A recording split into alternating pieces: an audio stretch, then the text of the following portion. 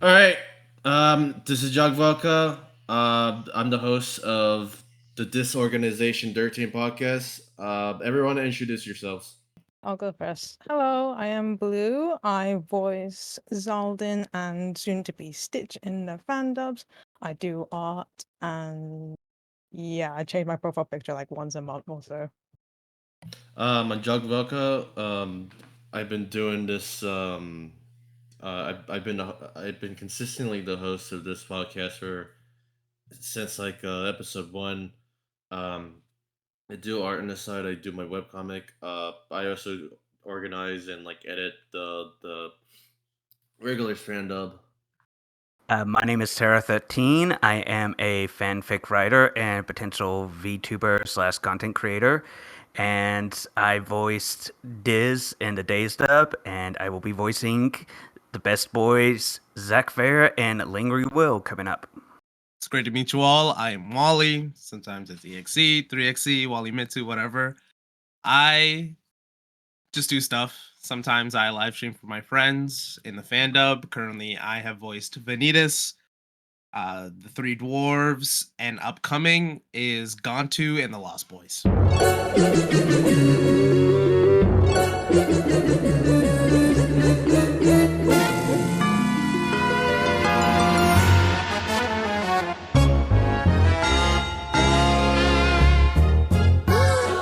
What happened to the four other dwarves?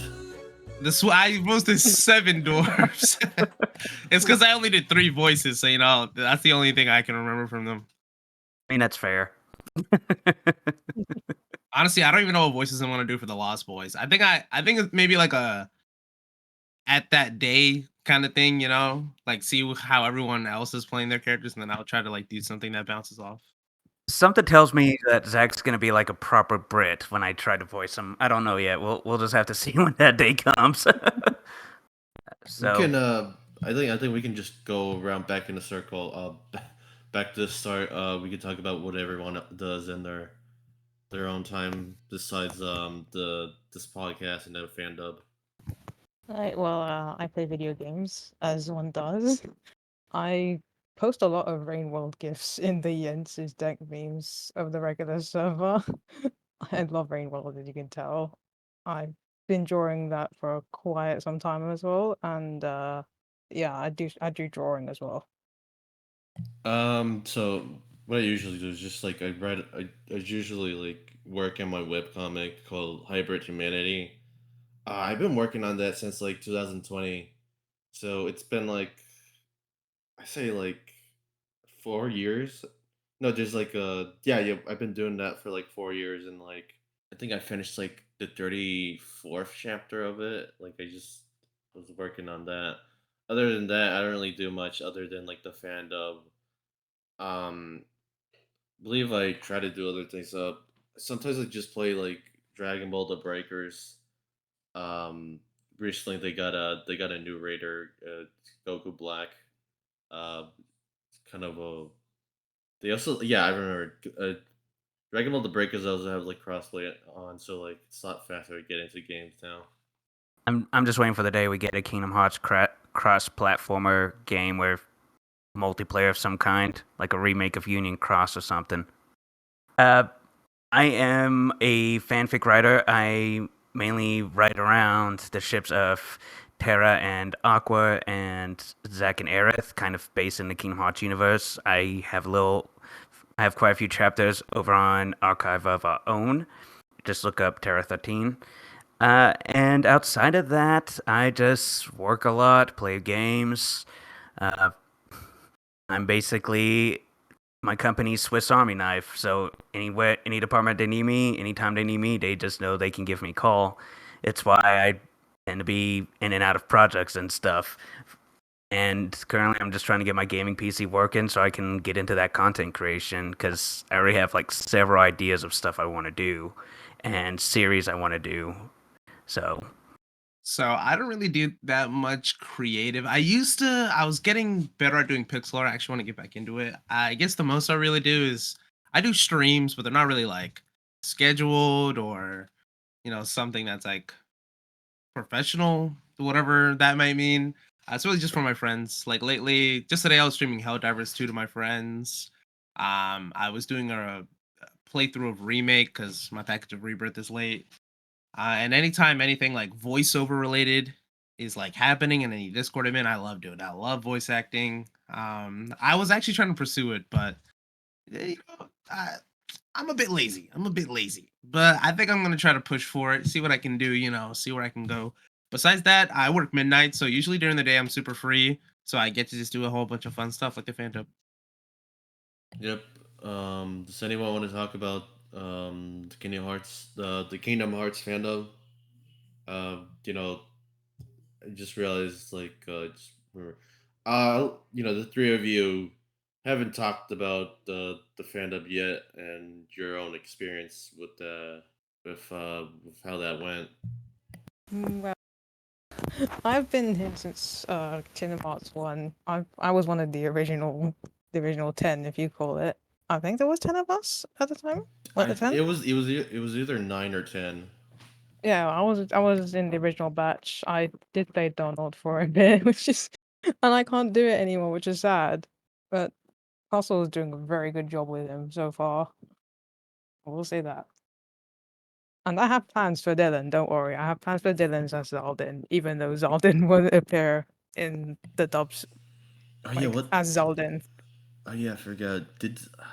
Did we just imply that like Zoltan faked his own death and Oh, I in the have an idea fandom? for it for free. I have an idea for free of how that's gonna be explained. Because like the only guy who shows up is was it Dylan? Yeah, Dylan just gonna show up in like a Yeah, uniform. Dylan, Dylan shows up. I have a really good idea for free that I think you guys are gonna love. Okay, that honestly makes me kind of excited. Just based on the session I've done with y'all and talking about it, I've just really come to enjoy doing this, and I'm excited to see what everyone does. So Same, same. I'll be truthful. I haven't watched any other fandoms. I've really only watched the BBS one that went up. But it was a lot of fun. Honestly, I think I want to really nail. Well, I guess this is something that we're gonna talk about later. But for part one, when I was like listening to it, dude, if there's three things that I really liked was the Duke. The Duke was my favorite character. I loved the Duke. I thought that was so funny. I wish I could remember who voiced him, but they were so dude. Every I think time they would say a line, I would giggle. I think hold up, I gotta check. I think that might be that Mango Sentinel. It was, yeah, it was him. Mhm. Dude, see, shout out Mango Sentinel because he killed that. Every time he spoke, I was laughing. And good thing I was muted because I would have messed up the recording. He did really good job with Scrooge as well. Pretty sure he did Oh, Scrooge McDuck's too. he was Scrooge too. I was Yeah. literally gonna say my second favorite one was Scrooge. That's crazy, dude. Yeah. Mango Sentinel might be the MVP. He was going crazy. I'm not gonna lie.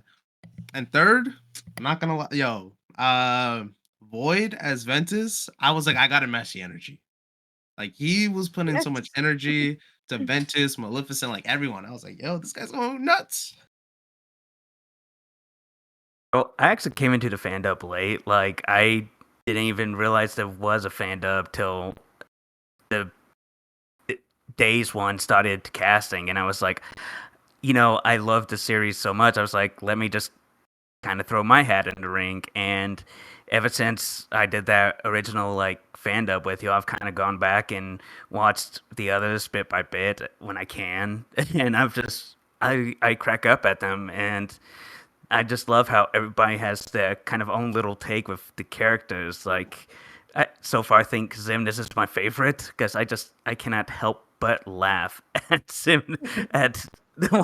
Zimnus in the fandom.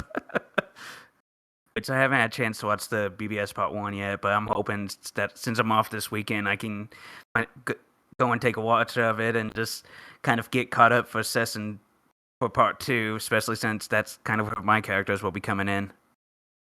Yeah, you probably should watch part one because like there's a lot of lore going on there. There's a lot of lore drop there. I don't want to spoil it for you. Do you want to be spoiled on like what happens there because it's like there's mean, some lot of running it's up to jokes. y'all. I mean, it's up to y'all, especially since I'm gonna be in part 2.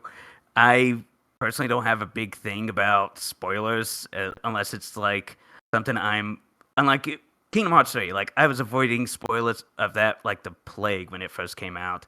But like for anything else since then or after then, I haven't really been that big on like caring about spoilers unless the other people are like, "Oh, we do not want to spoil this for you." That's really funny because Marin or Aqua has been telling us that um uh, Marin has not seen Kingdom Hearts 3 and has been somehow avoiding it during this entire fucking time while doing the Wow. fandom. So like it's fucking strange. That is impressive because the game is what, almost 5 years old at this point. It And came out. we kind of I think we kind of reference sometimes the KH3 stuff, right? I probably Might have would. done. I don't remember. Maybe in some of the Xehanort scenes. I think so. I mean, I think the only part we difference was Sora's life expectancy. Yeah, we did the life expectancy. So it's like the KH2 Part 1. Nobody wants to rewatch that one because it's like No. it's the worst one. No. I don't remember that. It was It was genuinely terrible. it was Okay, I gotta go back and Yeah, rewatch that now I because have to watch it. I may have I- just kind of had it like in background and just wasn't paying that much attention. But now that you've said that, I gotta go back and watch it was it. a whole lot of people talking over each other. I recently found out the full version that I have of KH2 uses like a weird version of like KH2 Part 1 where like I forgot to edit out some stuff. So Oh like there's a lot no. the YouTube detections didn't even find it, so like okay, but at the same time there's some stuff that slipped through, so like like if you want Wow. to see like some shit just uncensored for some reason, you can just go watch the full version because it's like yeah.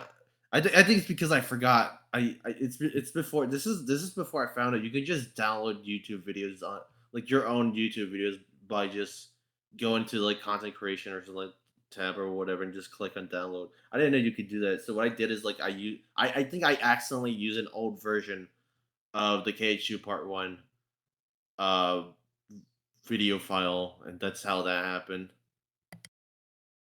Well, and I mean, I'm always learning some about the content creation side of YouTube because I've been trying to study this stuff for maybe the past 1-2 years because I really want to get into it. Maybe eventually have a kind of like VTuber avatar of my profile pic that was generously made by a friend in another Discord server, and so I've been having to learn all kinds of stuff. And you actually just taught me something I didn't even know I could do. So Yeah, there's a what is it? Let me see. Creator content YouTube studio. If you go there, if you there's like a little three dots on like your videos. If you click one of those, there's an option to download your video. So like if you're like if you don't want to pull out like old video files because what I usually do whenever like what I usually do whenever like I upload like a fan up video, I usually just put the file in the trash bin because I was like, well, I don't want the fucking memories to like stock up or whatever. I don't want to hard all that shit, so I just gotta delete those. So that's useful if you don't want to just dig up your shit. I've just recently kind of narrowed down to what I want to do for content creation. Like I'm planning on doing like a hardcore series, starting where I basically go through like a game or game franchise from the first one on, where I play on the hardest difficulty, but I only use the starting weapons from beginning to end. And the first series I'm actually going to do for that is actually the Kingdom Hearts series. So it's like I'm not even going to equip accessories like in the first game or just use like Kingdom Key and Mage Staff all the way to the end, even on like Proud or Critical. Don't get me started on Critical Level 1. I will never touch that. Oh No, god. Critical Level 1. I did recently, like a few months ago, a like platinum run of every game. And BBS crit level 1 is actually like the easiest like way to play that game. Like it's Oh my even easier than beginner mode because genuinely the power buff that you get means that you can kill like even like Xehanort endgame and like Vanitas with like Peter Pan like super easily, or if you have like a Thunder Surge, like it's insane. Like the crit boost that you get from level 1 is like exponential compared to every other game. It's like the easiest way to play BBS, I swear to God. Oh my god. And some of the games I've never played on above, like, I may have gone to Proud to unlock like the secret endings or whatever, just so I could see those. But I Mhm. have never played Critical, or and even some of the bosses I've avoided, like Sephiroth, Lingering Will, the data battles, because I've never had an issue with most of the normal bosses. But then you put me up against a super boss, and it's just like, okay, I'm done. Bye. Yeah. I definitely have started a critical run on Kingdom Hearts 3, but I have not touched that in so long. I have really bad luck, so I'm waiting for my friend to finish one so we could race on Chain of Memories. Good idea, I know. And I have the worst luck in existence, so RNG might screw us both over if we're going into this blind. I'll tell you right now, Blizzard, strongest spell in that game. I swear. Blizzard will get you through like half of the worlds. Not even Honestly, it'll Barbara? get you throughout the whole game. I swear to God. Well, Blizzard's there's insane. also that other slide that kind of like, I think it's like time freeze or freeze frame or something like that. That's kind of spammable. That can basically make the game easy as heck. Yeah, I think it's That's Fatal basically the Frame, equivalent to something like stop. that. Yeah. Okay. I'll keep that in mind. And the super bosses though, I will say, I think the ones in 1 aren't too bad. Sephiroth, I think they're more like tedious than anything. Like Sephiroth has like patterns. Sephiroth was like the fucking easiest super boss I've ever fought, like in KH1 specifically, because like all you gotta Mhm. do is like you have what is it? You have this move where like you just throw your fucking keyblade at it. It's Strike At Raid. Yeah, Yeah. strike rate, Strike rate, strike rate, strike rate. That's strike rate, strike rate. Just throw that shit at it. Devereaux doesn't know what to fucking do about it, so he just and because you're invincible during it, he can't do shit to you. So like you get this invincibility frame, and you can just spam it, and like Goofy can just like give you his fucking MP or whatever. Just it's so fucking Honestly, broken. it's true. It's true. The hardest boss, I think, super boss wise in 1 is Ice Titan, just because it's so tedious and annoying. Oh It yeah, just takes So so long. I actually had the easiest time with Ice Titan. He was probably the easiest for me in regards to 1. The hardest was the Phantom. Like, one, oh. not only do you have to keep track of the clocks, Mhm. making sure your teammates don't kick the bucket, but 2, you also kind of follow it around and Or in the hit air a small as well. target with the right spell or something. Yeah. And then the air movement does not help you at all. Yeah. I didn't bother with the Phantom. I was not interested in like whatever the fuck Netherland or Agrabah has. I Mhm. haven't So finished a single I super. just Sorry, you go. See, go ahead, I Doug. was I was about, I was about to say like I only bother with like the super bosses and like Coliseum. Well, Kurtziza is actually not that hard. It's you basically just have to alternate between magic and physical, and just make sure you go fully stocked in with like mega elixirs and all that. That way to keep your parties and your MP kind of up and your health up as well. I haven't even beaten a single super boss yet. I always stumble upon them by accident. I'm just like, oh, what's this? And then I get immediately destroyed as soon as I enter the battle. Mhm. Fair, fair. Yo. The first time I ever beat a super boss was back on the original PS2 Kingdom Hearts 2. And it's because I didn't have that many PS2 games, and the Kingdom Hearts series is one I cherish the most. So I would just get home after school and just boot it up and to kill time. And I was just like, okay, let me try this Sephiroth fight. And I failed the first reaction command. And I was like, oh, oops. Yeah. Like the sword, the like slice thing that he does. Yeah. I I feel didn't. like the 1s and 2 are easier just because Sora's like I lingering will is difficult, but I think it's more like a pattern thing. Like you're so much stronger in 2 that like I honestly think the unknown in 1 is so much harder than lingering will in 2 cuz the unknown in 1 like honestly like cheesing it is like the only way. Like I cannot think about fighting it like genuinely. The lingering will like you don't have to cheese it like you could probably do it but the unknown is just like ridiculous. Kind of like how in BBS where they have the mysterious figure. Like that dude sucks. Like I would always recommend cheesing that guy. Like never fight him fairly. I never bother. I don't even know where mysterious figure is in Don't fight it. BBS. It's Don't so fight it. I bad. don't. It, I It's it don't even it's know where terrible. it is. How do I? I don't know where it is it, either. Yeah. okay. You can't I just. can tell you can't. because the only way I've beaten him was with Aqua and Vin because Terra has little to no Oh iframes. my He's at god. the land of departure Mhm. after like you beat the game. You go back to land of departure, go up to the hill where we first meet our BBS trio, and that's where you fight the figure.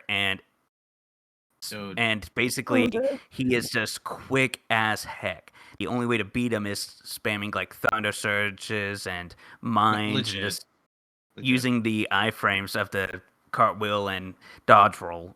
and Like I keep said, Terra's Kuros, near keep impossible to Kuros beat. on you. Dude. And then I Terra's rem- charge gets hit by every. I swear, Terra's charge must have like 0.01 iframes. Doesn't even get a full frame. As It's much as I so love bad. my himbo, he's not the best fighter in Birth by Sleep. I was, I I sucked was at him just. so badly. Oh, I don't really remember struggling that much as Terra in like other fights. Really, See, he just has like a double dash. the only character I've had issues playing as was Aqua because I am more of a pure melee fighter. So just going in for so that's another reason I identify with Terra a lot is because we both have similar fighting styles. And going into Aqua, especially on Proud mode, where you're a little bit more squishy, she was extra Mhm. squishy. Being the mage of the group, like I had to redo your first out of Starter World fight multiple times as her till I kind of got the cartwheel and iframes down with her. I was playing standard mode Aqua recently, and I barely left Castle of Dreams where I suffered my first death. I didn't even leave the castle. Mhm. I was in the hallway. No, that's fair though because you know, like even though Aqua has like really high magic, that only really comes into benefit at the end game. You know, when you have like all like the Yeah, good spells like at the her start. strength is awful. Mm-hmm. And if you don't have like a spell weaver, is that what it is? Yeah, Yeah, yeah, spell spell weaver. weaver. Like that's the only time you'll get like crazy damage. Like especially when you do that finisher, like you can like destroy bosses, but that's about it though. And you're not and Spellweaver you need to do physical attacks for. See, and that's why I don't normally get to go to the first world till like after I've done the command board for Land of Departure, because not only does it have Ragnarok on there, which is one of the better shot locks in the game, but also if one of the other characters puts down Cure, like Ventus, you can take that Cure and boom, it's in your command like slots now, and I always make sure to equip that, especially as Terra, because Lord knows does he lack for healing ability. Mm-hmm. And you know what's funny that we talk about the thing where like Aqua doesn't have a lot of physical, she doesn't have a lot of strength. That actually is like the problem with Terra when you fight Mysterious Figure. He doesn't have a lot of magic, but you're not gonna do physical combos on him. So that's another reason why he like sucks, because you're only Mm. doing Thunder Surge, and his magic sucks. So when you do Thunder Surge, it's like a blip of health. You do Thunder Surge as Aqua, it's like a quarter gone. Like his health bar is depleting. This is That's why even Ben's like like on the the best proud choice. difficulty. Yeah, this is why Ben's the best choice because he's Like well basically rounded. a split of the two. Mm-hmm. Mm. I also think he has the best final boss by far. Yes, it was annoying though. It was annoying as hell though. The Oh, final part is definitely like a knowledge check. It's like, how are you supposed to know to do the shot lock when he charges you in? Like, Yeah, that's always the worst part of Vin's boss fight. Though out of all the boss fights in BBS, I would have to say probably my favorite is the Zack Fair one in as Terror, because it's kind of like a nice kind of mirror match almost. You have a pure attacker against a pure attacker, except one has fully corrupted by the darkness thanks to our favorite meme lord Hades. And so you kind of get a glimpse of what could have eventually happened to Terra, or like kind of what will happen to Terra. I didn't even notice do- that. Wow, you're right. Oh, I do want to mention, we've been talking about BBS, but we haven't talked about the fucking fandom yet. BBS Part One. oh. I, I guess this is the first podcast since after BBS Part One, because like the the last podcast was like we were more talking about like recoded fandom, because like that was like the recent thing. So Mhm. like anyone has like any thoughts about like BBS Part One fandom? I think I enjoyed the running jokes. I feel like they felt they were built organically, you know, from like the brownies into, well, I guess the organ thing was only like a one time, but like the drug stuff, like I feel like it kind of like it doesn't feel forced, you know, and I'm glad. The There was also like the joke that like all the unversed are like actually just Like cops. feds, yeah. Yeah.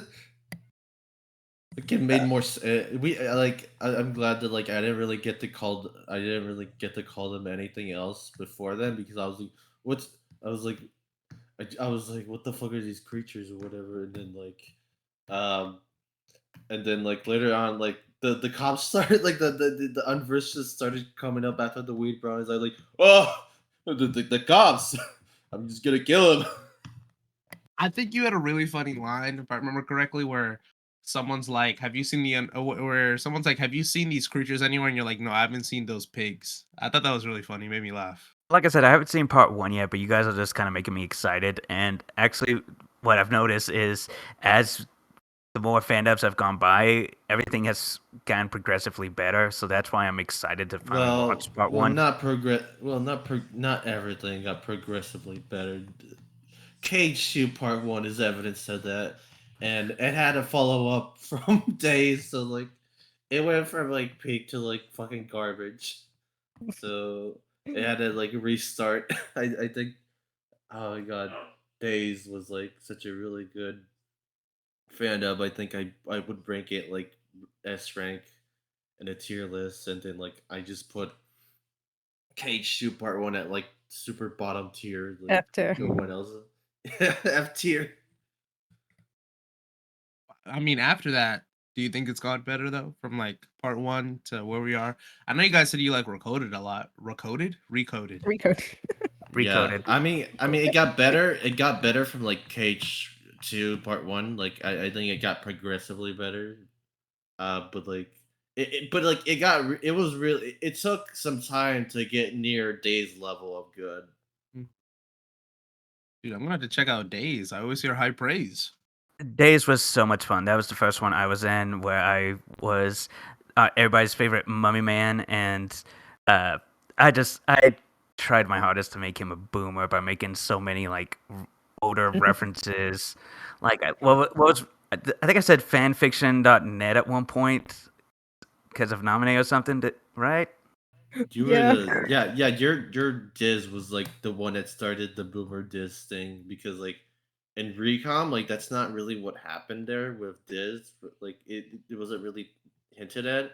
It was like mostly, it was, I don't know what Diz character was like in Recom, other than like he it was a really fucking funny bit where like he had like the organization like coated like black coats or whatever, and he starts calling them like trash bags. He's like, "Could you take out the trash?" And like Rico was like, "Oh, nice. These are hot topic jackets." So, like, and it was really fucking funny because Rico just later just wears some.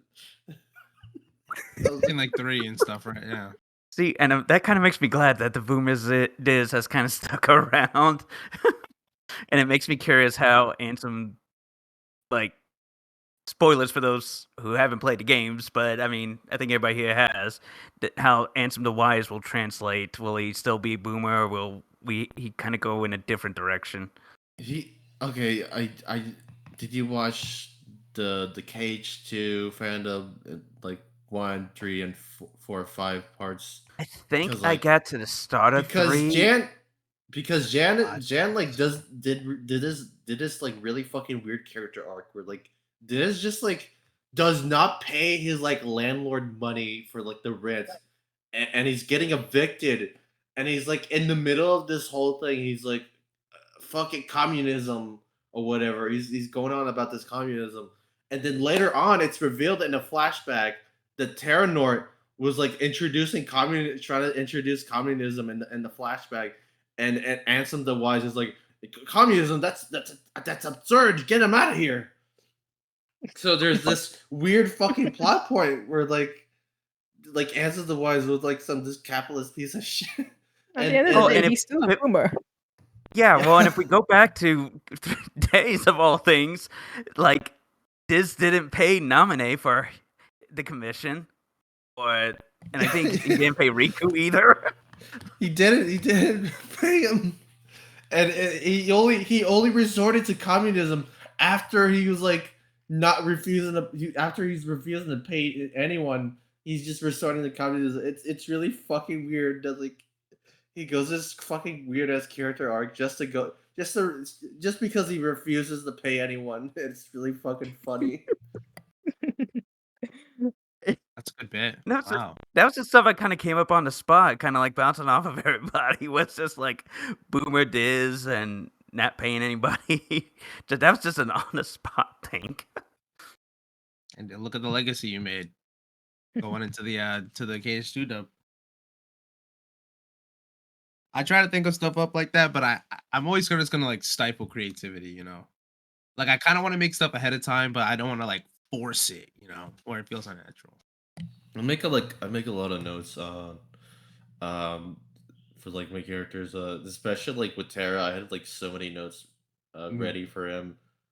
Um, I knew I wanted to like play Terra because like I feel like I feel like no one else will have this kind of like absurd fucking version I have of him, Mm-hmm. where Right.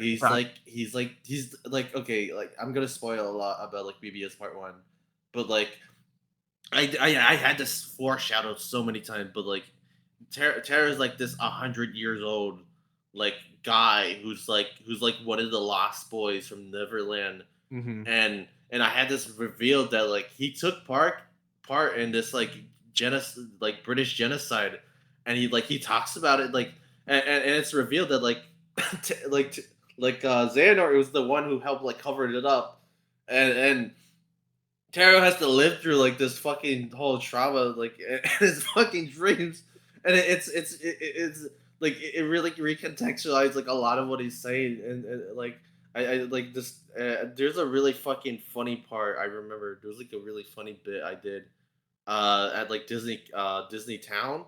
Mm-hmm. Was There's it where this he's really talking to fuck- the chipmunks? The chipmunks.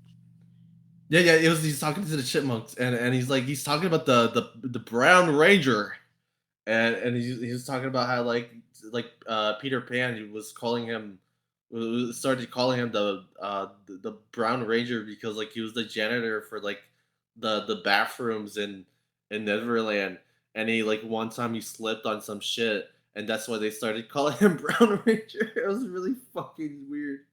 So, Like I just behind the mic. Yeah, I'm wondering. See with BBS Part 1, I'm always like when I came into this, I kind of treated it like how they do it on Snapcube. I'm always trying to like I'm trying to like match up lip flaps, even though Ventus wears a mask all the time. I'm always scared mean to Vanitas, speak too right? much. Yeah, Oh, I- Vanitas. Dude, I'm just like out of my mind right now. I'm just zonked right now or something.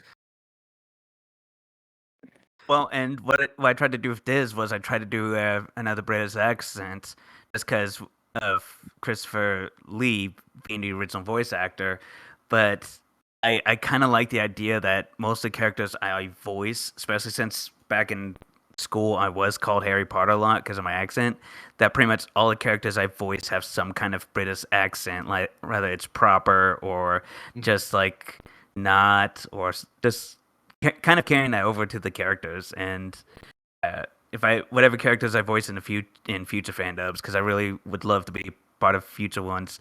I don't know if that's going to be that character or not of having a British accent. Mm.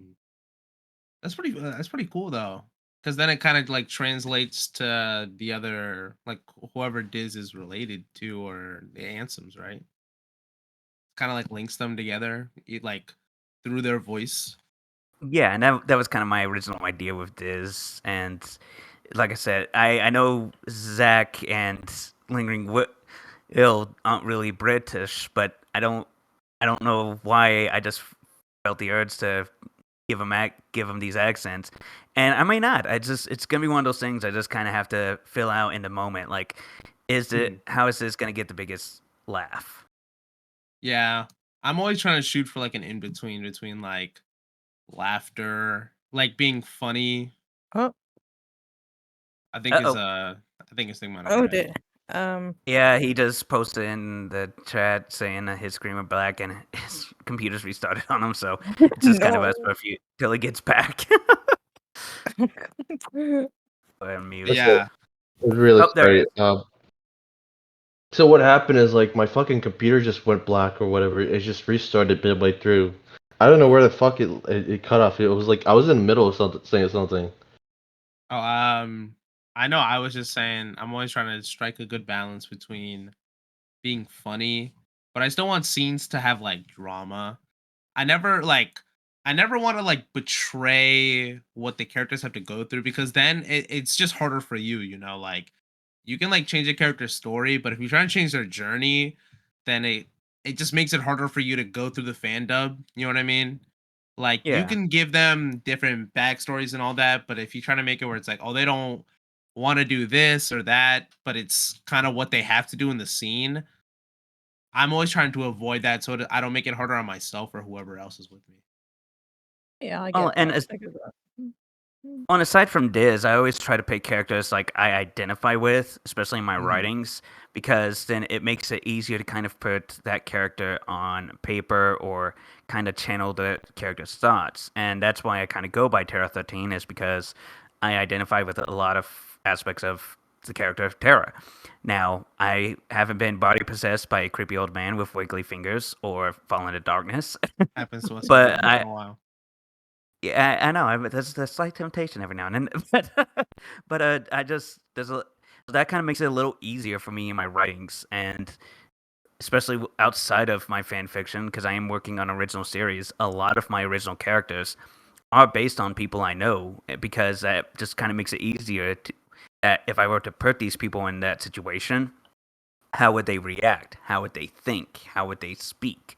So that's kind of what makes writing easier for me, is just kind of using people I know to link characters with, and then Mhm. just go from there. That's pretty smart, actually. Yeah, I agree. Because if you can't relate to a character, well, I guess, yeah, no, if you can't like relate to a character, at least like have like fun in their shoes, I feel like there's not much you can do with it, right? You're not gonna have passion. And that's why I think my Terra and Aqua and Zack and Era series have really kind of taken off, because I can put myself in Terra and Zack's shoes. In fact, of course, I wrote the cliche, "Oh, baby's on the way for Terra and Aqua, yay!" And Terra was just I was able to put Terra in kind of like the new dad situation, like, oh my gosh, I have kids, am I going to be good? What if my past comes up? All that kind of stuff. That's interesting. I think that's cool. I think that's fun. Yeah. Because I've always liked Terra. Honestly, I never understood the hate. I always felt like it was kind of like he's getting gaslit like the whole game. Exactly. Like, I don't understand where the argument of, oh, Terra's stupid comes from. Like, he's not dumb. Especially because Yeah, half the time I he do want to doesn't say go he's a along with Kingdom it. Hearts character, so like it's very easy for him to just to just get duped or you get really fucked over, and it's really fucking funny. Like at sometimes where like like there's some scenes where like he's like there's a lot of fucking scenes where like the villain just come up and like he's like go like do something for me and he's like showing up every time like he's showing up. There's like a fucking guy who's like asking him for something. Um, I remember the most comical thing that happened was like he's just riding out in space or whatever, and he immediately gets fucking captured by this like fucking like ship that's like also a prison. It was like the funniest shit ever. 'Cause he was just driving out there in space, and then like, gets abducted by fucking aliens. He wasn't doing nothing. But I think one of Antu the just took him over. He wasn't trying to do nothing.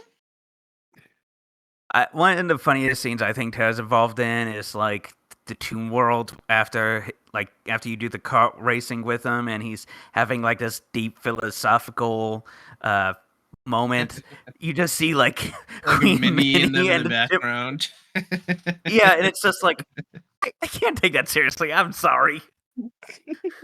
So that's always like a juxtaposition in Kingdom Hearts, right? You'll have like Sora disappearing from existence, and then like Mickey Mouse and Donald and Goofy are looking longingly. It's like, what are you guys doing here? I think that happens a lot in BBS too, right? Oh, And he's going again. Looks like he maybe getting his computer fixed. I mean, but I from swear my BBS memory has of- that the most. Okay. Is my mic working? Yeah, you're all there you good now. go. Yep. Okay. So I was about to say. So I do want to say the BBS trio and like what is it? The BBS trio and the fandub is like quite a really interesting. I think it's I think the BBS trio and the fandub is like kind of really interesting and that like for some reason we all like I guess we like all of us just kind of like are distant from each other, but like my Tara wasn't supposed to be like distant from like his fucking friends. Like that was not what was trying to portray. Mhm. But like because like it was like each time they have like a conversation, there's like it's like it's so fucking dysfunctional. It's so fucked. It works so well though. That's the thing.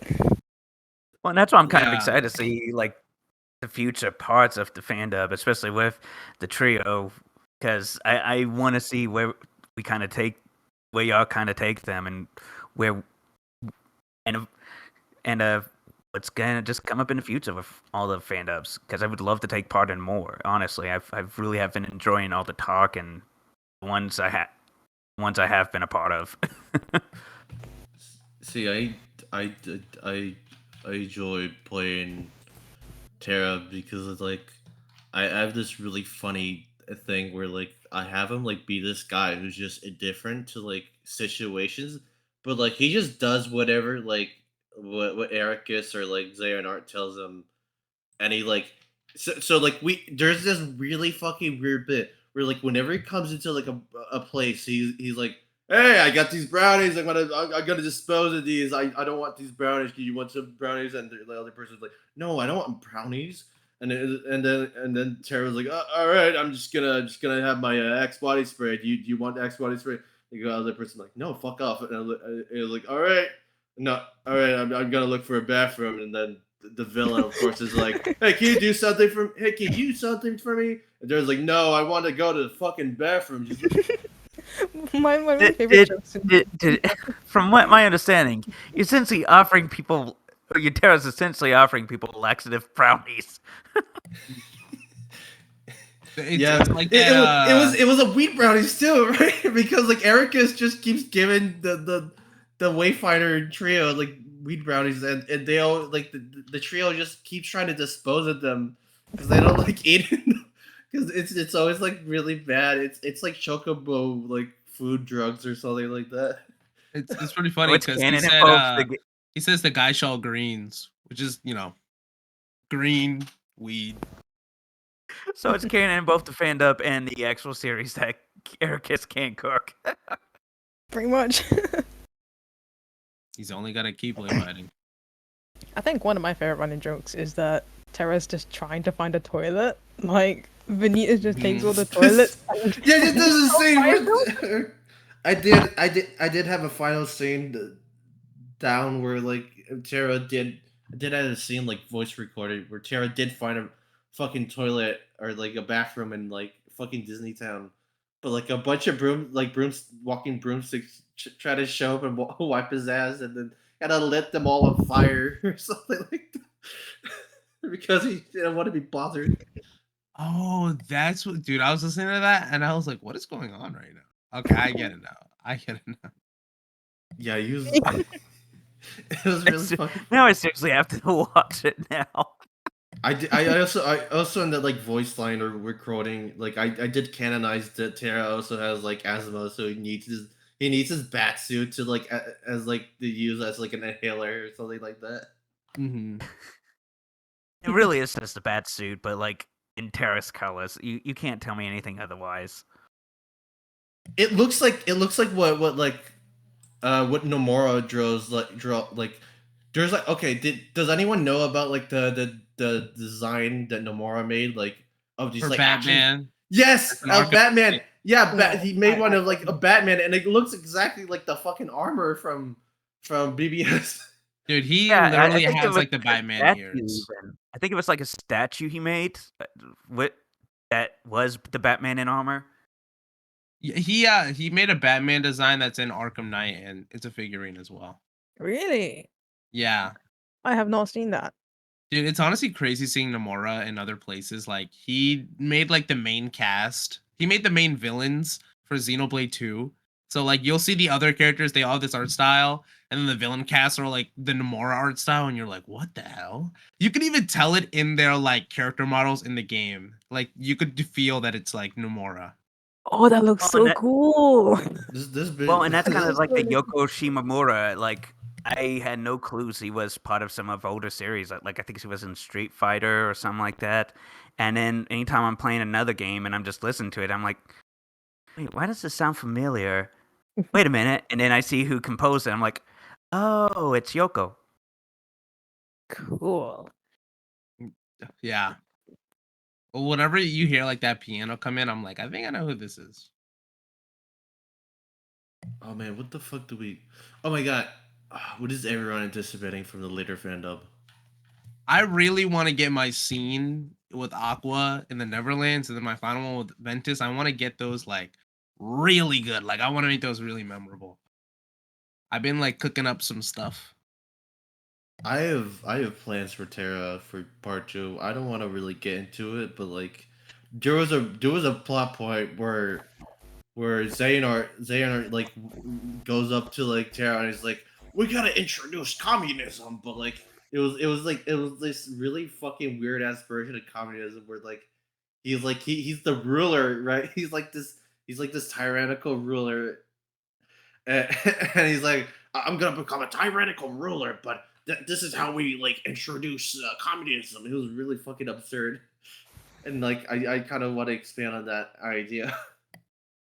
Essentially, you're making him into actual Palpatine. Hey, Like I'm really hoping I get my idea of Stitch going forward in Deep Space. I'm really excited to do him. I have a really good I have a really good plot twist for him as well, actually. I do want to mention I love the character like I love Tara and like Xehanort. They're talking about like Xehanort's like father and son relationship with Vanitas, and Tara is like trying to comfort him or whatever. He's like like Vanitas is just a kid. He's just going through a phase and everything. you know what I really like about that scene too is that you can't tell if like he's messing with Terra to get him on his side, like how much of it is real, and then how much of it is like to get him to like be in cahoots with him. You know what I mean? Because you can, I feel like you But can kind of there's- see throughout the podcast. There's also I mean, there's fandom. the podcast. It's still going on.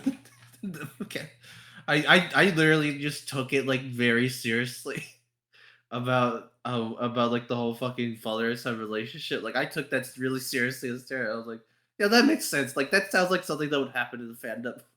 Mhm. Where like he's just venting about his frustrations with Vanitas. It's that- just a phase, Mom. Yeah, I know, right? That part where he's like, yeah, he was abandoned by his mom and I adopted him. I was like, whoa, this is crazy lore. And I like how it just kind of, as the fandom has gone along, we've just kind of made up our own lore, and I'm excited to see in the later fandubs how we kind of continue or expand that lore, because I've Okay. always just been a huge lore nerd. There's a really fucking weird lore in Cage. TeraXIII. I don't know if like you've seen the part 4 of like Cage 2, but there's a really fucking weird plot twist where Diz Ansem the Wise, he talks to like Zemnis, and he's like, "Hey, I'm your father, and that's why you have like all these gray hair," and it's like, what? How the fuck does this work? What?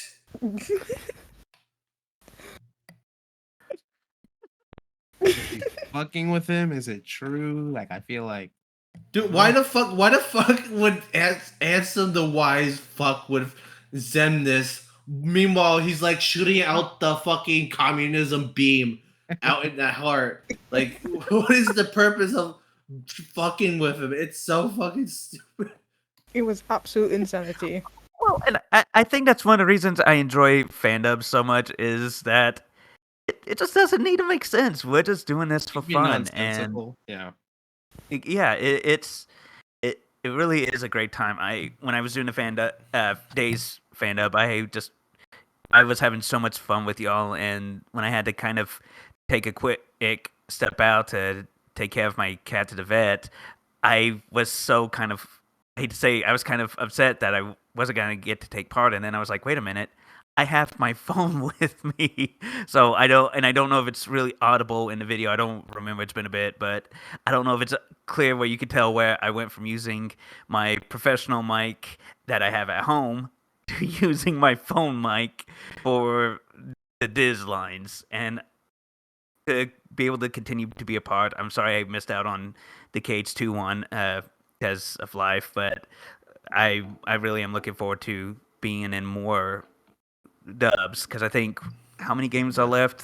3, 4? We're like halfway through, I think. I We're think it was only like after DDD BB and 3, right?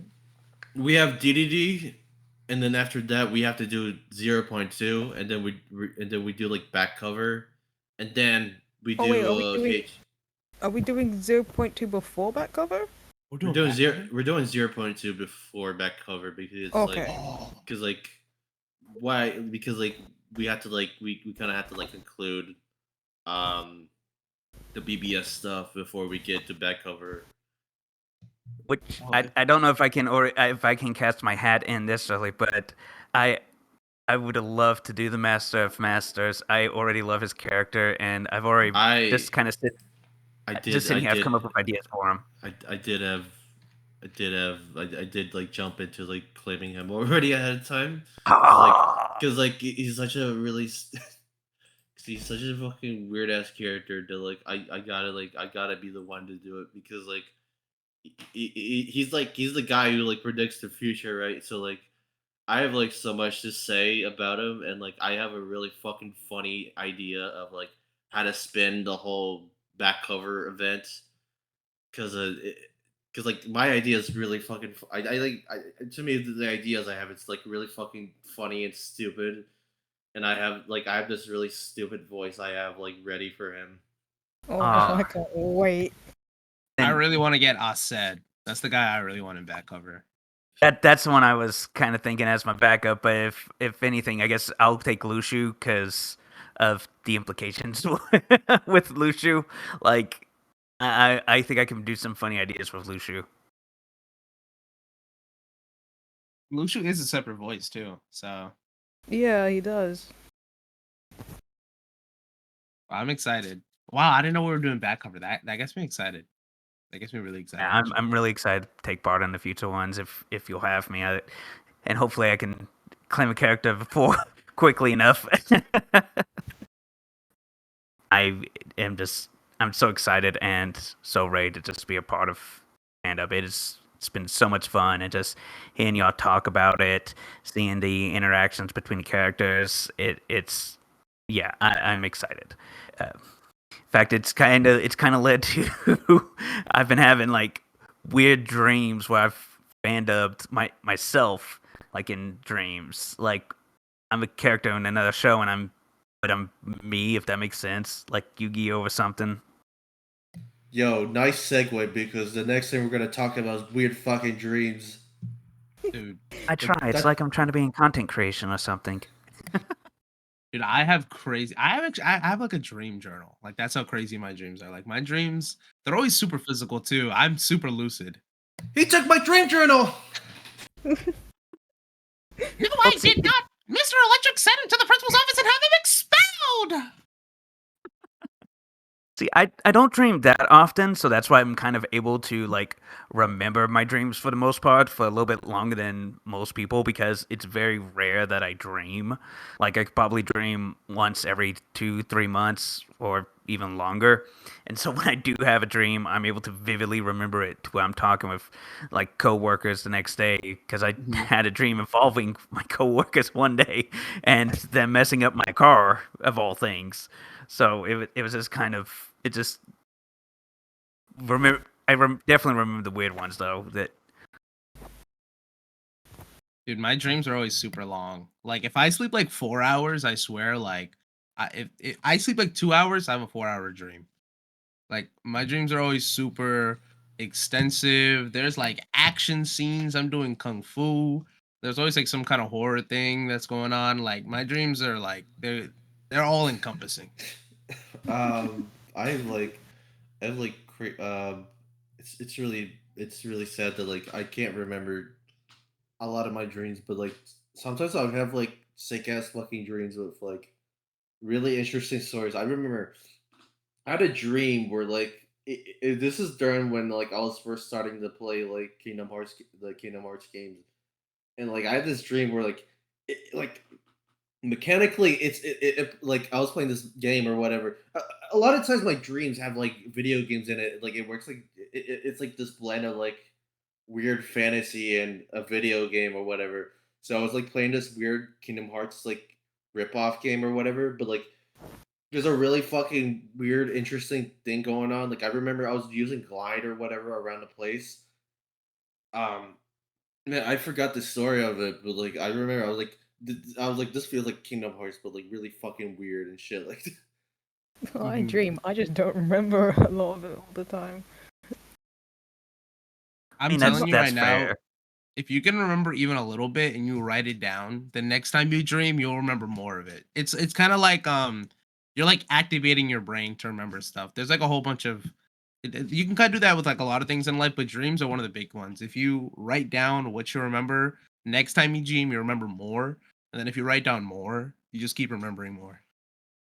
Well, I've just like to kind of reference dreams and to kind of tie it into the fandub, I mean, the FNAF movie had that kind of Dream theory. psychological thing about dreams. So I don't. I was surprised by that. I was like, dream theory. Wow. yeah, Well, like all a I random heard thing was to put in. all I heard I from Days was like Persona and Five Nights at Freddy's. Days was fucking absurd.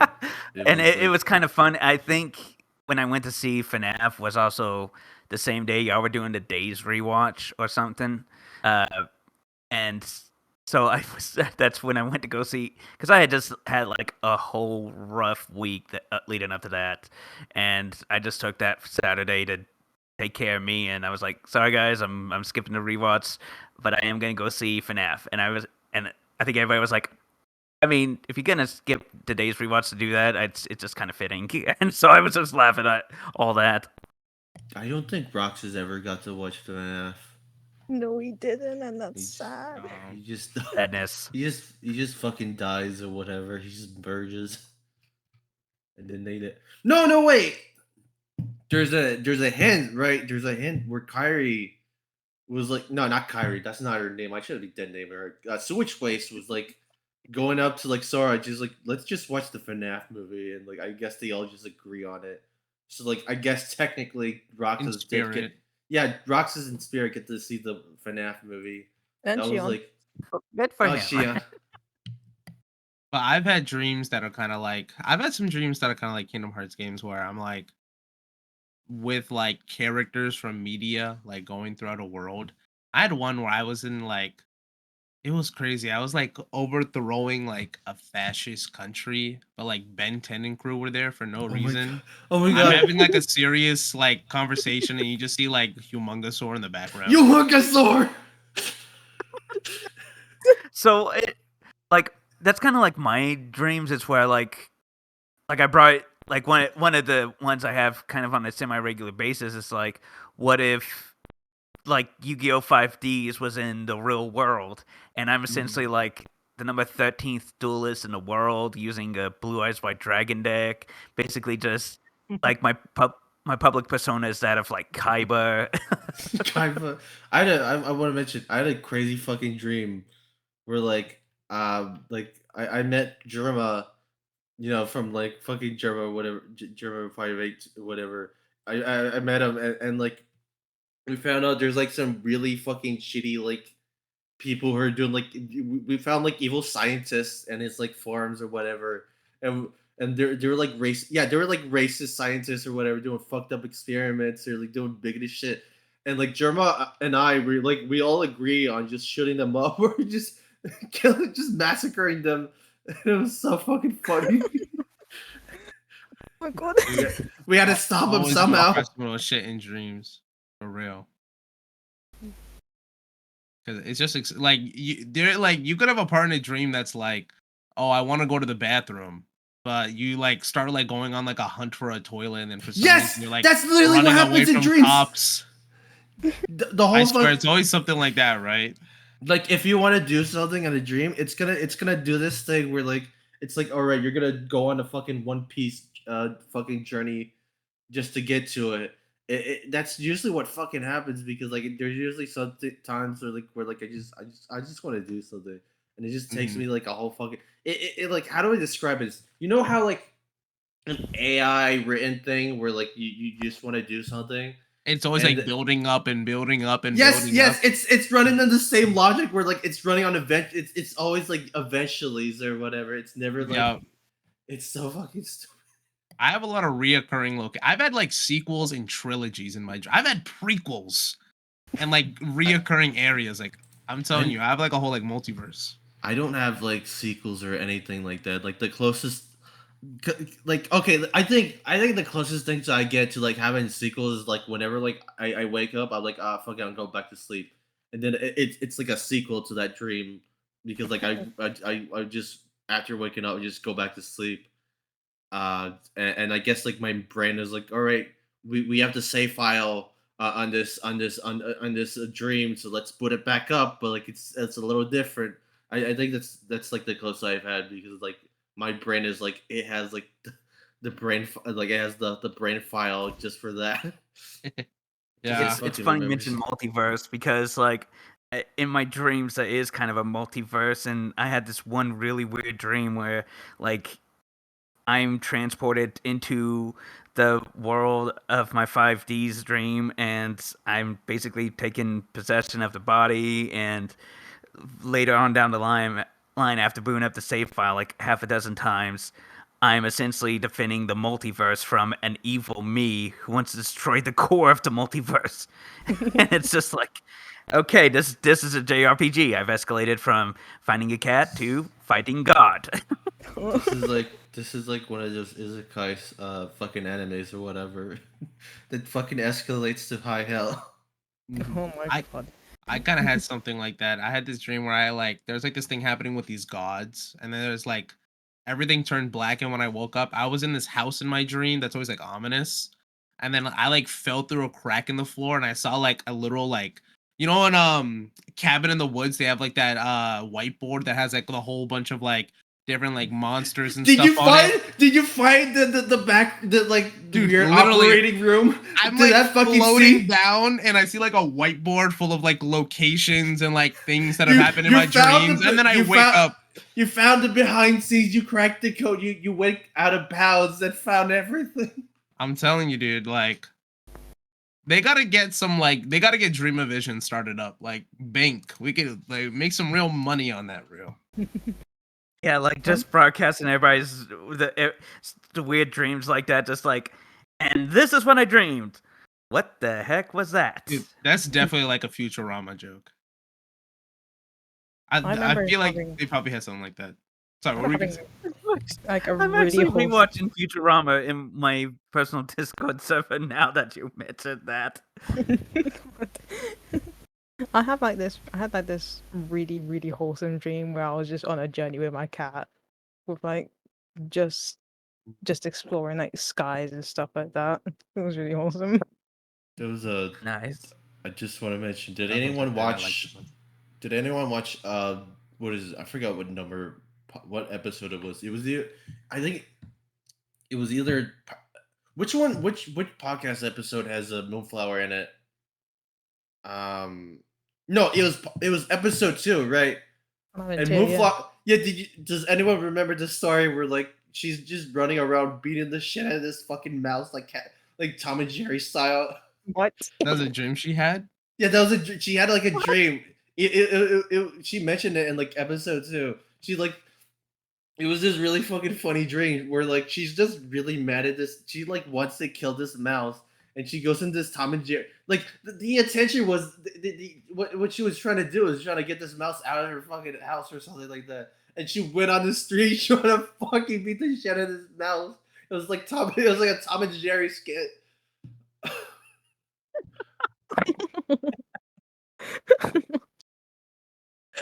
Oh my god. I can't remember. I did this one dream. I can't remember if I mentioned this dream in a podcast, but like I had this really crazy dream. It's like I how to say it's in like 3 parts. Like it's like 3 parts. So the first part of the dream is like I'm this like guy in this like prison area or whatever, and like I'm like I'm this guy, and like I started like building up my fucking psychic energy, and like I get like really fucking strong or what I get so fucking powerful that like my fucking soul ascends my fucking body and just leaves it, and like now I'm out in the fucking world as like this powerful soul psychic power or whatever, this ghost or whatever, and my body is like left behind, and it's literally like fucking Kingdom Hearts nobody or whatever. This is before I played like Kingdom Hearts, so like my body starts having this like conscious or whatever, and this is where like part 2 starts. Part 2 is like now like part 2 is like the perspective of the body that now is conscious. It has like the main villain now is the psychic energy or whatever goes, and like and like how does the best way to describe it is like Death Note or whatever, where like this body or I was nobody. thinking Akira, but Yeah, yeah. I was thinking like Death Note, where like my like nobody or whatever is now going around and he's like trying to help like this investigation team or whatever just try to take down this like psychic energy whatever, and eventually like it got to the point where like finally the nobody wins and like just tracks this like soul down into like this like dull body. Yeah, it's So, definitely like an yeah. RPG. Yeah, it felt like Death Note, and like we're like there was a whole lot of like investigations and trying to like handle some weird shit. It was really fucking weird. It was so fucking weird. And then like part 2, not part 2, the part 3 is like through the perspective of this nobody or whatever, but like the weird psychic energy guy or whatever, the psychic power overlord or whatever, he's like in this stall, and now he's like trying to take revenge on the nobody, and it just plays like fucking Child's Play or something like that, and that's how like I think that's how the dream ends. That sounds awesome. that really does sound like just like, okay, we booted up the memory card, let's continue. I don't know if they have like unfiction stuff on YouTube, like unfiction horror stories. Oh, don't get me started on horror stories. Anytime I watch like go on a binge of ghosts, paranormal investigations, or just like spooky Ranonautica videos or whatever, I always wind up having nightmares, and it just kind of makes me want to cuddle up with a tub of ice cream and just forget the world. I have the opposite problem where like the fucking ghost stories, they just help me sleep through night. So it's like it's really fucking funny. Like I used to like when I was younger, I used to like listen to like ghost stories, and I just go, all right, I'm gonna go EP time, and then like I just wake up like man. Well, and what's There's like ironic is go ahead. I don't have like nightmares or anything like that, but like there was one time where like I had a dream where like it was like the fucking Sonic.exe was playing in the audio or whatever because I had my headphones on. And that was going on while I was sleeping. And for some reason my dream just has like the fucking Sonic.exe gameplay going on in the fucking dream. I'm like, what the fuck is going on? Why am I watching this video again? Well, hold up, I'm dreaming. Why is the video still playing? It's so fucking weird. Well, and what's ironic is I actually do paranormal investigations and like urbex explorations outside of like gaming and all that. Anytime I get the chance, I like to go out and do those, which I haven't done any in a while, but they can be a lot of fun. And typically with like the paranormal investigations, it's one you're there to kind of like, okay, can I in a moment you're like, how do I debunk this? And you don't want to immediately just jump to it's a ghost, but at the same time you're like, who made that noise? We should all be here. Oh my god, the amount of weird ass noises like I hear around the house is just very unnerving. Just Dude, random once you watch like noises. one ARG or like the horror stories on YouTube, it's like you start looking around, you get paranoid. I swear. Yeah, like on edge. Just well, and something funny is I've actually worked at haunted locations doing various jobs. I was security for a very old historical hotel that was haunted, and actually my current workplace, when I first started joining, they used to joke about a ghost being around because what our building used to be was a school for low income pregnant teens and families, and so one day, Prime material. thanks to kind of my position, I've just kind of took up some of my gear that I have lying around, and I just was like, okay, someone give me a sign that this place might be haunted. And lo and behold, I got evidence that I didn't have a way to debunk. And that's kind of what you need to do with every investigation is just try to debunk what may have happened. And I think that's why I enjoy these paranormal YouTubers because it's like, okay, I'm gonna try to debunk this. It could have been that, could have been this, and then if I finally get to a point where I go, well, I have no clue how to debunk that, I can be like, okay, that was actual some evidence there. I just want to say I don't fucking believe in ghosts, and that's mostly because I watch this one YouTuber who does this all these weird fucking curses or like weird dumb shit or whatever. And every episode, it's so anticlimactic, nothing happens. Literally, the guy just does it in multiple variation of like whatever. Goes up to the place, it's like nothing fucking happens, nothing fucking happens. It gets to the point where like it's just a meme that like nothing fucking interesting happens, and it's It's not so one of fucking. the Oh, so free like, YouTubers, is it? It's like I remember I think the title was called "Will It Kill Me," and like is this like YouTuber who just goes around like doing like weird curses or whatever, just trying to find like anything that would try to fucking kill, just any supernatural shit, and like nothing fucking happens in these episodes. It's like it's so anticlimactic, climactic, the YouTube climax. version of Ghost Adventures. It's so fucking. It's like and like the YouTuber is like both like skeptical and like open minded. So like there's nothing really going on there. So it's like, huh, nothing happened. All right, next episode. I It's so honestly can't fucking wait funny. till Ghost Adventures or some kind of paranormal talk makes it into the fandub. Like I can almost guarantee, like now that we've talked about it, in 2 or 3 episodes down the line, Ghost Adventures or Paranormal Exploration, a ghost is gonna pop up out of somebody's mouth. Yeah, we don't know what direction 4 is going in, so honestly, they could do some.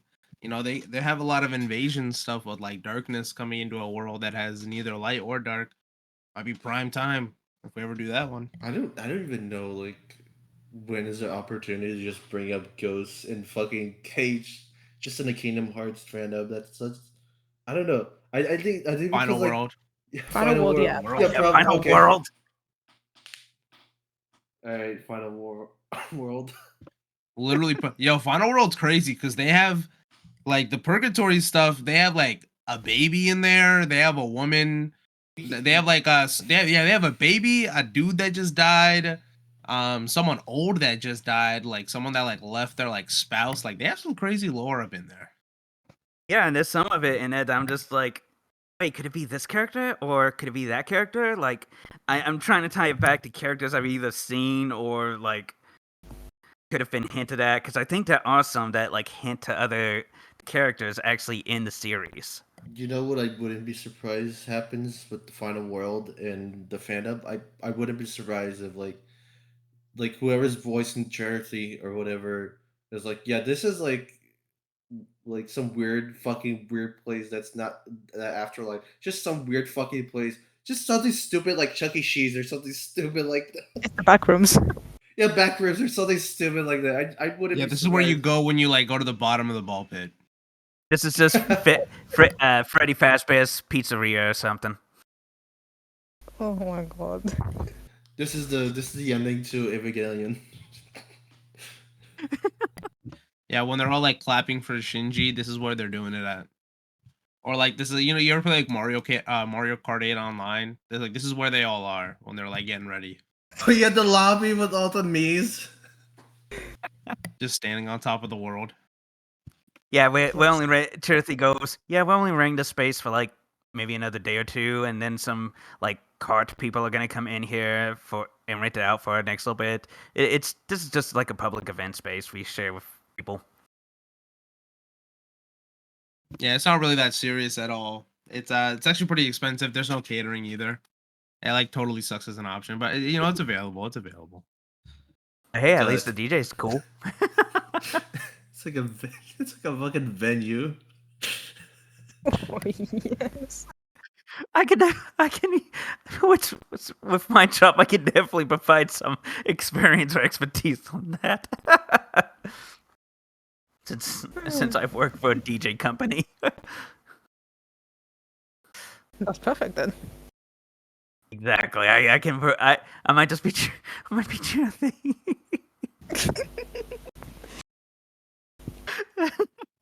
I'm just saying, whoever plays Chirpy has got to sell it. They have got to kill it.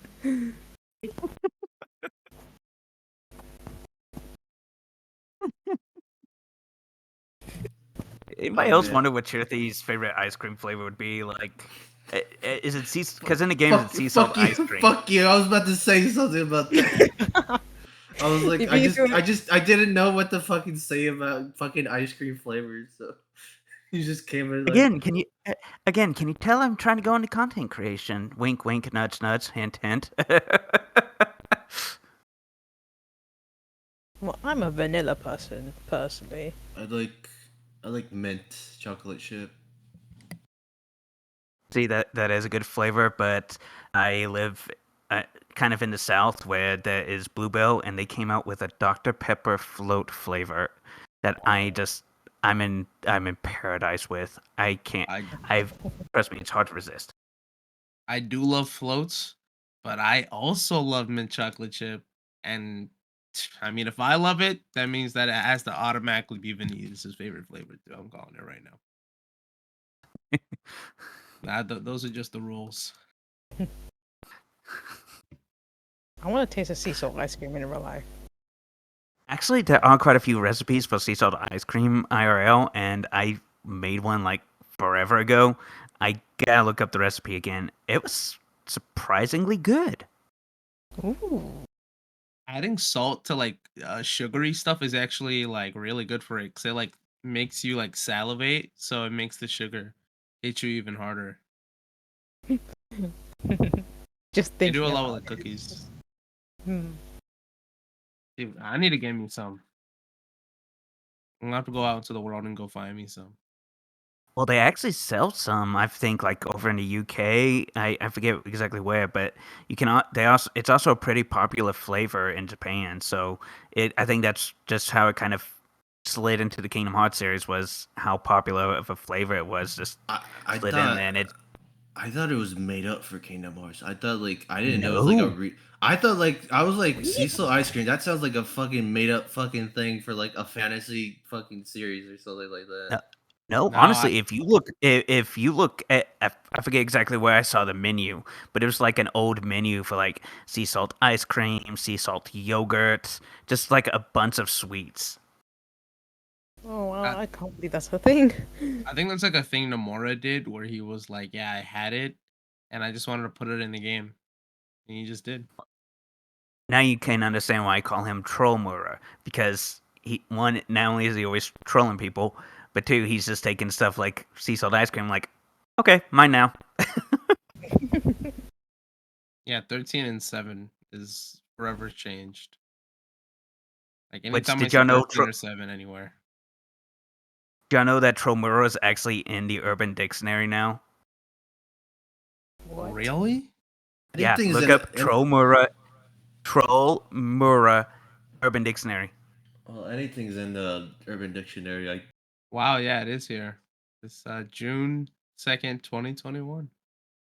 Oh wow, is that It's actually real. accepted? Wait, let me look. You will never guess who made it. Oh no. Yeah, I'll put in the podcast talk. I'll be honest. It was me, Austin. It was me all along.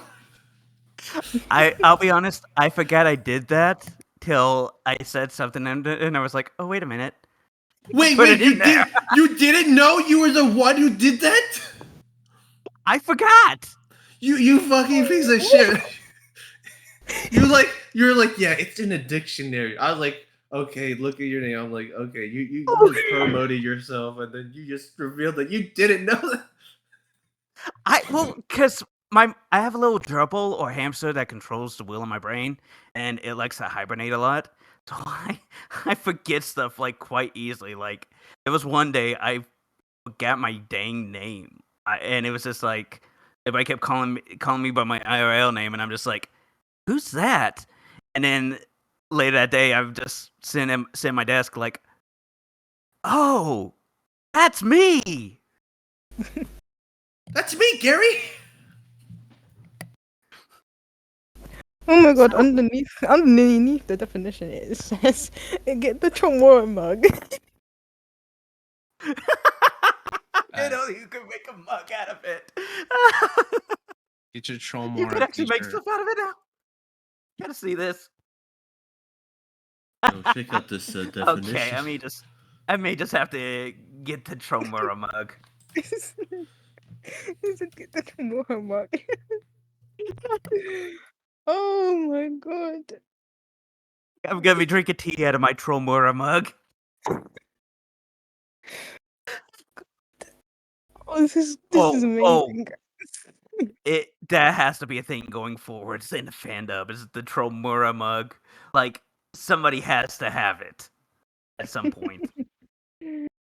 I wish there was Oh a scene of like a character like actually drinking something, so you could just put like the text Tromora on whatever like their like cup or mug they have.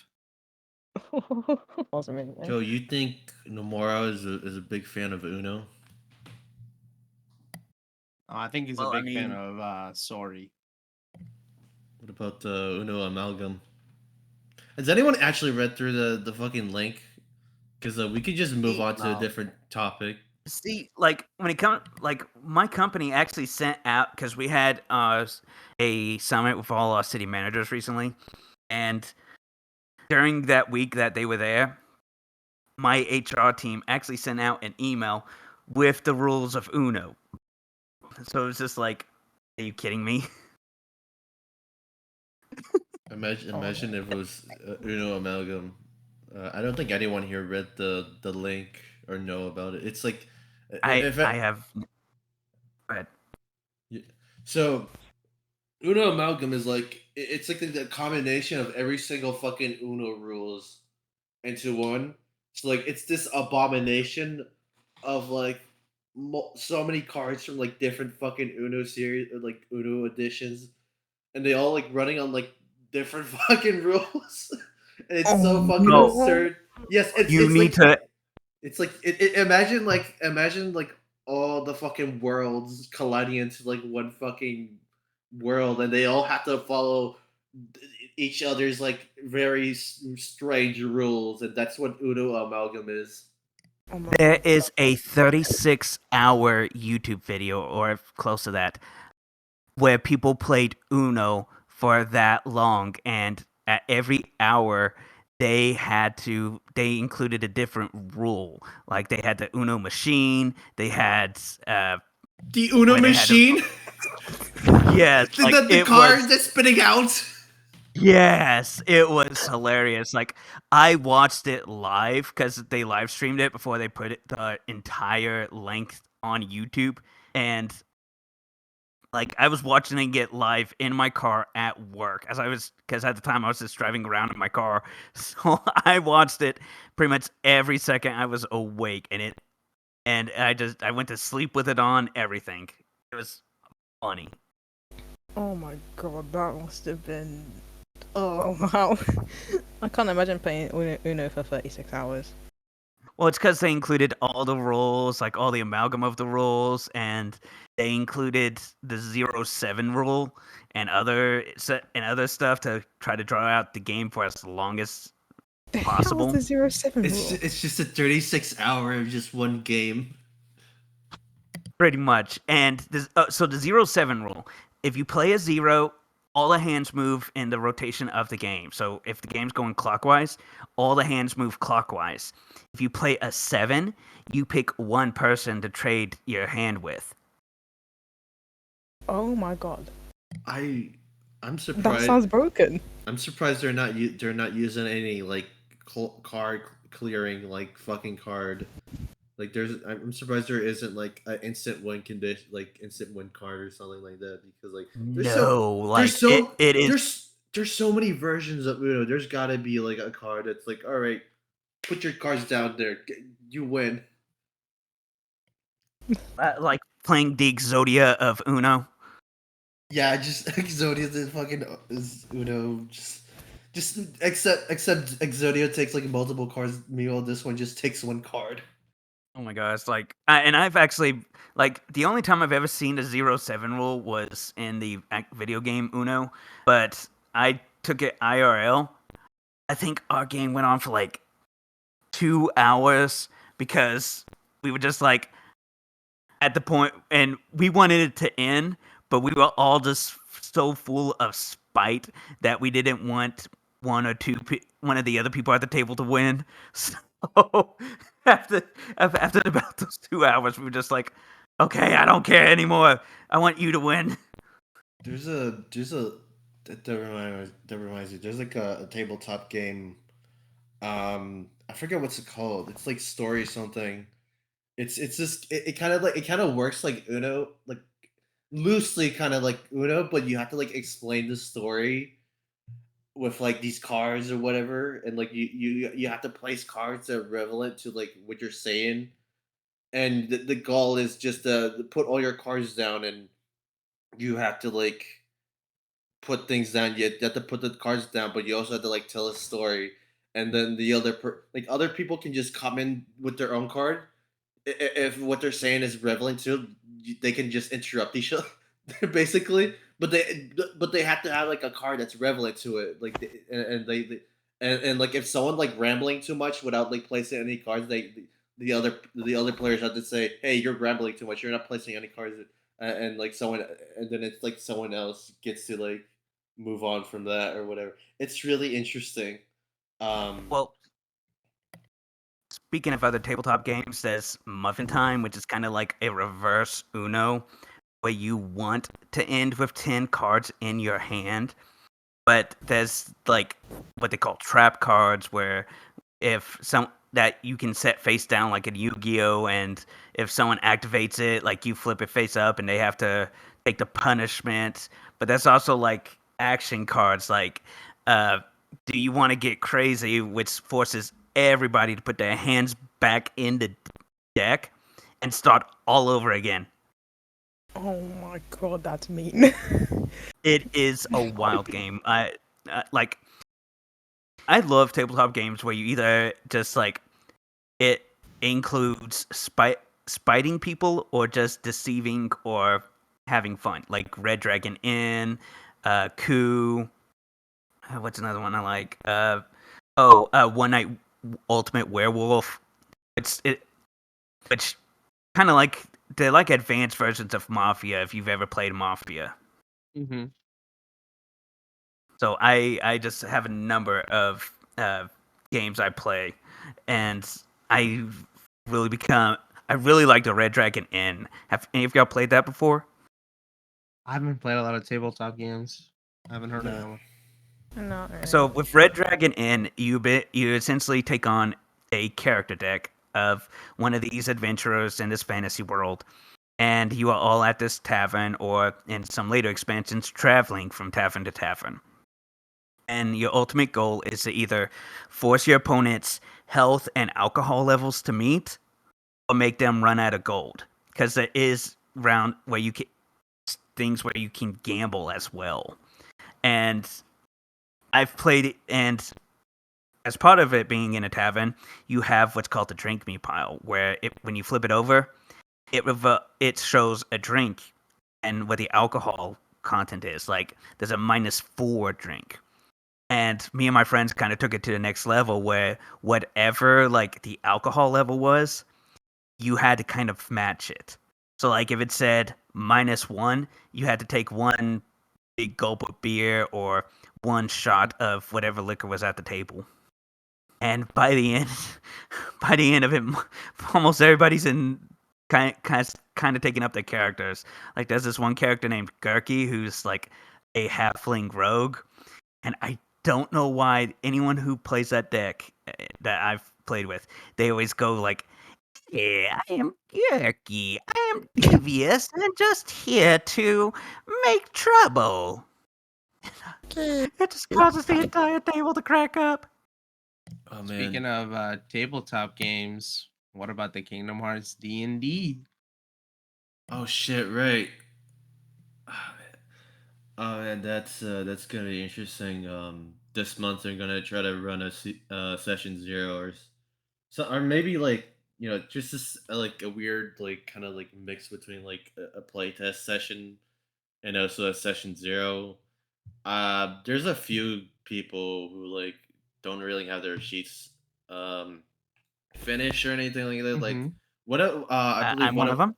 yeah, yeah. There's someone like for like whatever reason, character master didn't like bother to give him was it inventory or whatever, and he took what is it? He took like Rune Knight, and you kind of need like fucking items to get that working. So that's gonna be a trouble. Just try to like get all these things right. I'll talk to him about that another time before session 0 or something like that. What class do they have? It's a fighter. It was a fighter Rune Knight. Rune Knight. I've never heard of that one before. Is that like all based on like using like items to like cast like spells Yeah, or stuff? it's like I think like you're supposed to like enhance something like an item or equipment you have. Mm-hmm. I didn't really read more into that. I just kind of like copy and pasted that because like character Mancer doesn't have like everything, so like I kind of have to copy and paste from like the wiki or whatever. Well, and Jog, you're like I'm already looking at taking over a Dragon Age D&D, and I've been a DM for that, and as well as looking into maybe doing a Mass Effect D&D, which are two of the franchises I just absolutely love. But when you brought up the idea of a Kingdom Hearts one, that just kind of got my DM juices flowing, and so while I'm taking part in yours, I may eventually try to pitch one to do to some other friends that I would DM for, because yours has really got my ideas flowing of a story we could do. Yeah, I recently like came up like with the idea that like this takes place in the unreality, so that like we don't have to like bother with like repeating like because like if we're doing like repeating Disney World, like we could just do a different take. That's like Oh, is that that's what we're doing for the D&D? yes, it takes place in unreality. So I'm like going to change my character's backstory then. I yeah, was going to have him be related to Syax. yeah, you can't. Yeah, I got you.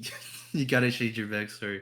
I think I mentioned it before. That you can't just that's why like your unreality it's gonna have different characters, different like takes on like Disney characters.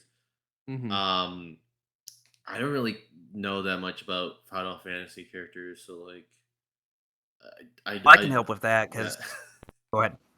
yeah I haven't played that many Final Fantasy games, but because I am such a lore nut, a lot of games like Final Fantasy, Kingdom Hearts, Mass Effect, all that, I have really kind of delved into character backstories and writing up characters. It's one of the reasons I like the Dragon Age and Mass Effect games so much is because I can make a character and make them kind of different from each of the previous ones, even though they may be the same species or class or whatever half the time. yeah I've the mustard 70. So the group you guys are in. Sorry, like Blue isn't in this, by the way. I just want to Yeah, mention no, it's fine. I'm not a it's D&D person, but you guys have fun with that. yeah this group comprises of NX, Artie, TT, Tara, Wally, who else? I think there's also Captain Blitz in that. Um, what else? Um, where the fuck is? Hold up. I think so. Okay. I think that's about it, right? Yeah, because like Hmm. I don't think Void ever joined in the game, even though he kept saying he's gonna be a bard. I'll have to check back on that. But like it should be like the six of us, excluding Okay. the DM. Yeah, and that's about as big as you want your party because then that's a lot of character interaction that you have to try to manage and plan for and everything. So you kind of want to top it out at 5 or 6. So I think we do have enough. And like I said, I'm such a lore nerd. I can definitely help you out, especially with regards to Kingdom Hearts. Because to tell you how much of a nerd I am, not only did I write out every single journal entry on paper and every single secret report from 1 all the way to 3, but I also typed them out and put them in binders, categorized them too. See, Oh my god. yeah, I'm a little behind on the D&D stuff because it's like I have like all these other things going on in my life, so like I didn't get to write down too much about it, like because I had a lot of things going on, but I do have plans about like certain characters and sort of that. I I do like the idea I have with like the group is part of like this organization knockoff whatever. They're called like the Mustard 70, and Gosh. I don't want to Well, spoil too much about like what's going on there, but it's like this corporate if they're an group. unreality, they wouldn't be a knockoff unless it's a knockoff of another one. Well, I say knockoff is the same vein as like how like in fictional writers call like whatever a Mm, knockoff or whatever, like that's I get what you mean. yeah. Well, and Drug, if you like, I can also help maybe do like down the line if you need some time to plan something. I can help with like a one-off because the idea I currently am brewing with is it's in that time period between the end of Union Cross and when Missing Link takes place, and so it's kind of following like a mission structure of a party or something, you know. So I'm still brewing out ideas, and I can definitely kind of help step in if you need me to.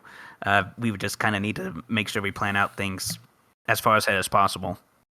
I what I probably do is like I want to do this monthly because like that should give me enough time to plan out each session because like I'm really new to DMing, so like That's fair. I really need the time That, and everything. So like I'm just setting up a lot of things. I'm setting up. I've been setting up all like the heartless enemies and like their sap blocks. So that's what I've been doing because it's like because like I've been using like the homebrew stuff and like I kind of been adjusting them for balance reasons. and I, I I mean, I'm sh- still kind of new to DMing too, but I've been playing D&D for almost the past year now, and so and some of my closest friends IRL are DMs, so they've kind of been helping me get ideas and stuff and iron out the kinks. yeah. Let's see. Sorry, I've been coughing a lot, so I had to keep muting myself. Yeah, I'm really interested in seeing like all your characters because like the most interesting one so far is Captain Blitz's character, who has like fucking trauma from like Atlantica. Has anyone been paying attention to that one? Where like he has No, but I think that's going to be a common occurrence between all the characters. Because there, name me one Kingdom Hearts player that likes Atlantica, no, one or two. it's like he has trauma from like Atlantica and like he has like scuba gear and he has like spells to like counter like singing and he has hydrophobia. It's so fucking crazy.